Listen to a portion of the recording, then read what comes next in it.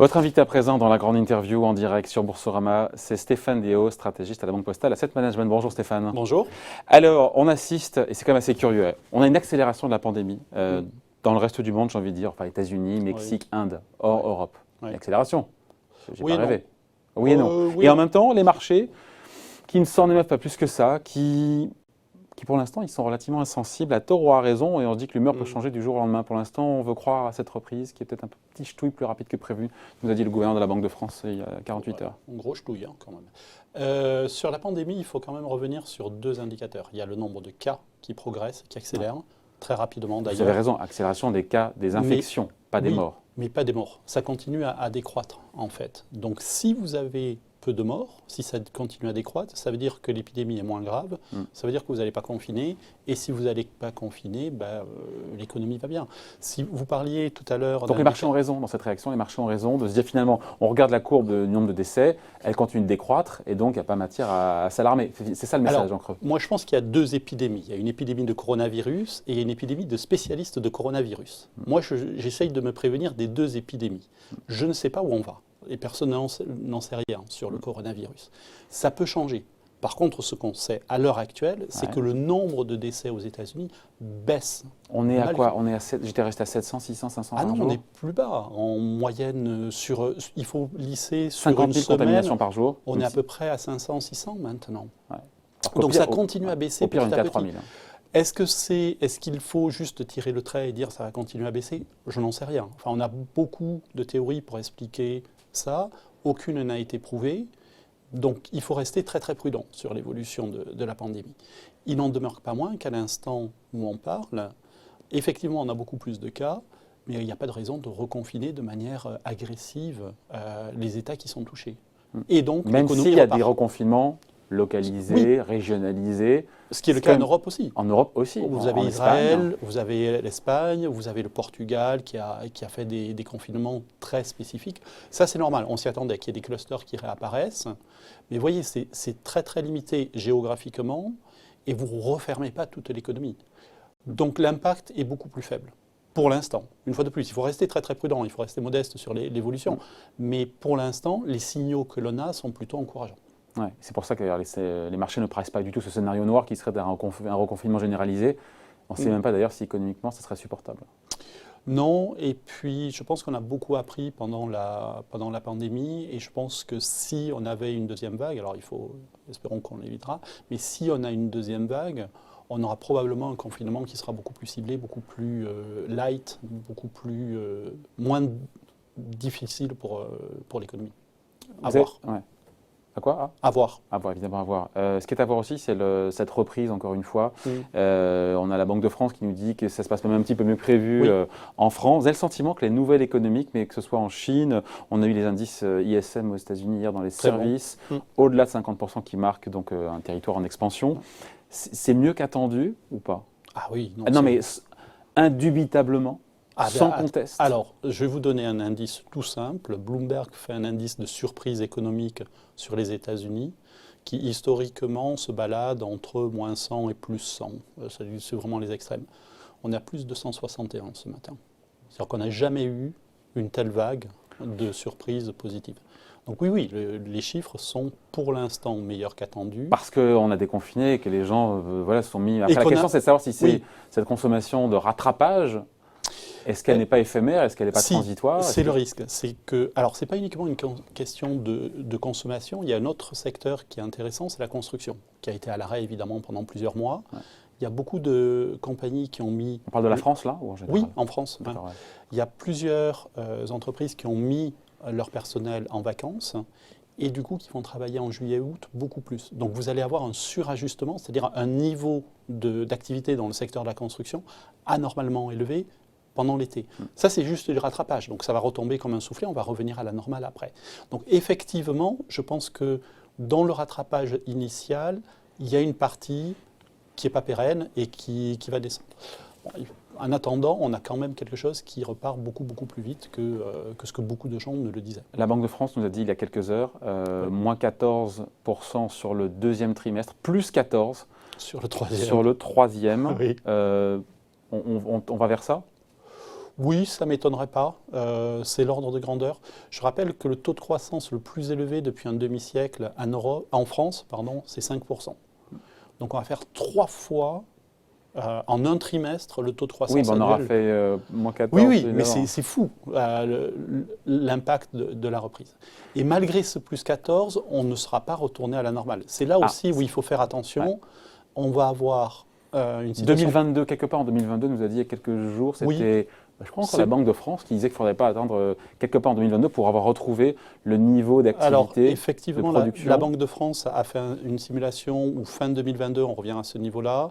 Attends, on revient à quoi, qu'on comprenne bien de quoi est-ce qu'on parle? On revient à quoi précisément? Au niveau du PIB de fin 2019, voilà. Ou du premier trimestre 2020. Donc, on est revenu là où on devait être. On a effacé le blip. Voilà. Sauf c'est en oubliant aussi que peut-être que pendant ces 2 années, on aurait dû croître. On aurait dû croître. Bon. Sauf que sur la crise précédente, 2009-2011, il a fallu 7 ans pour revenir au PIB d'avant la crise. Donc vous voyez, on passe de 7 ans avec une baisse de la production considérablement plus forte à seulement 2 ans. Et donc, vous voulez me dire quoi? Que c'est beaucoup plus rapide? Oui, on a flanché la violence, encore une fois, de la récession.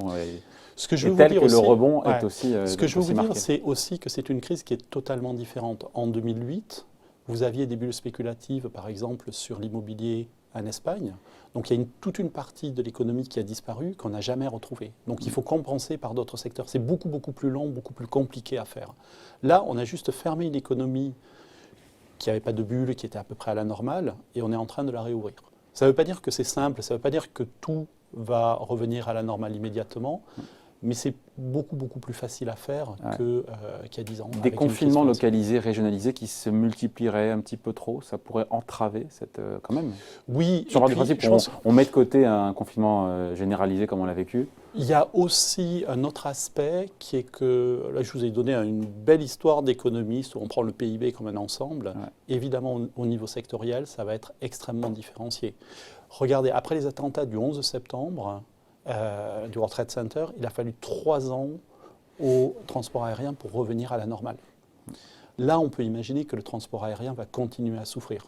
Donc vous allez avoir certains secteurs qui vont rebondir assez vite, une fois de plus la construction, certaines parties de la conso, etc., etc. Vous allez avoir d'autres secteurs qui vont probablement avoir des séquelles de long terme, l'aéronautique, l'automobile, etc. Et donc il va falloir compenser la faiblesse dans certains secteurs par une surcompensation d'endroits. Ouais. Stéphane, vous nous décrivez finalement une économie française et même ailleurs qui rebondit plus vite que prévu, mais qu'est-ce qu'on a tous les jours? On a ces litanies de plans sociaux, de restructuration, de fleurons nationaux, et pas seulement, dans le textile, enfin Airbus, Air France, Renault. Donc voilà, il n'y a pas une contradiction entre un rebond économique plus fort que prévu et 800-900 000 emplois qui vont encore disparaître sur le reste de l'année? Mais regardez, Airbus, Air France, Renault, c'est les secteurs que je vous ai cités. Ouais. Donc il y a bien une dispersion très très forte de performance par secteur. C'est là où il faut faire très attention au discours économique qui est on va revenir à la normale en 2 ans, et au discours sectoriel qui peut être extrêmement différencié, avec des secteurs qui vont souffrir de manière pérenne, qui auront du mal à se relever, très clairement. Et ce que vous dites est vrai. Alors, on va avoir tout un tas de scories qu'on va traîner après cette crise, qui sont ces secteurs pénalisés, un niveau de dette plus élevé, vous allez avoir des restructurations, etc., etc. C'est aussi pour ça qu'il faut faire attention. On réouvre l'économie. Moi, j'aurais tendance à vous dire, une fois que c'est réouvert, on revient à la normale. Non, il faut quand même 2 ans. Donc, il faut faire très attention aussi à tous ces... On appelle ça des effets mémoire. C'est-à-dire que vous avez créé des effets cliqués. Vous allez avoir beaucoup d'entreprises qui ont financé leurs besoins de fonds de roulement avec de l'emprunt, donc qui n'ont plus de dettes, donc qui peuvent investir moins, donc qui ont des frais financiers, etc., etc. Et c'est là où ça va quand même prendre du temps. Ouais. Avec, encore une fois, des destructions d'emplois dans des secteurs qui sont... plutôt industriel pour certains. Oui. Et la question, c'est quand on détruit les emplois, qu'on en recrée d'autres. Ouais. On perd des emplois qualifiés et on recrée des emplois. Quel type d'emploi? Il y a un sujet aussi de... Il y a un sujet de ce type-là, tout à fait. Il y a un autre sujet qui est plus paradoxal, c'est que vous savez que tous les gouvernements ont fait des prêts, des garanties sur les prêts. Ouais. Donc vous avez beaucoup de banques qui prêtent. C'est très grosse différence avec 2009-2015. Les banques ne prêtaient plus, elles voilà. ne prêtaient même Donc, plus entre elles d'ailleurs. Déjà, exactement. C'est dire. Du coup, c'était procyclique, c'est-à-dire l'économie se cassait la figure et vous aviez un effet négatif en plus. Là, on fait l'inverse. Mais ça veut aussi C'est ce qu'on voit, elles jouent vraiment le jeu, les banques. C'est-à-dire qu'au-delà oui. de ce que nous annonce la BPI, on a eu Nicolas Dufour qui était venu nous dire, alors, je ne sais plus j'ai plus les chiffres en tête, mais c'était 100 000, 150 000 boîtes. Écoutez, moi je regarde les pour chiffres. Quasiment 100 milliards d'euros de prêts, ça, de mémoire. Je regarde les chiffres de la BCE sur les 3 derniers mois, c'est alors impressionnant. On n'a jamais eu autant de prêts bancaires. En France? Aux entreprises, en Europe, en zone euro. Aux entreprises. Par contre, les prêts aux ménages sont à zéro depuis 3 mois. Et c'est ce qu'on veut. C'est vous voulez aider les entreprises à survivre, vous les mettez sous perfusion. Mais le risque avec ça... Pour rembourser aussi après. Hein. Il y a D'abord, toujours pareil. Est-ce que ce mur de la dette, on joue à se faire peur ou il y a un vrai sujet pour les entreprises françaises? On le sait, elles sont entrées dans cette crise très endettées, plus que leurs homologues européennes. Est-ce que pour certaines, il n'y a pas un problème parce qu'un prêt, même s'il est garanti par l'État, ça se rembourse? Alors il peut être prorogé, d'accord, mais... Ça se rembourse. La façon de s'en sortir, c'est d'avoir des taux très très bas. Et donc, il y a deux façons donc, de le voir. charges d'intérêt qui sont...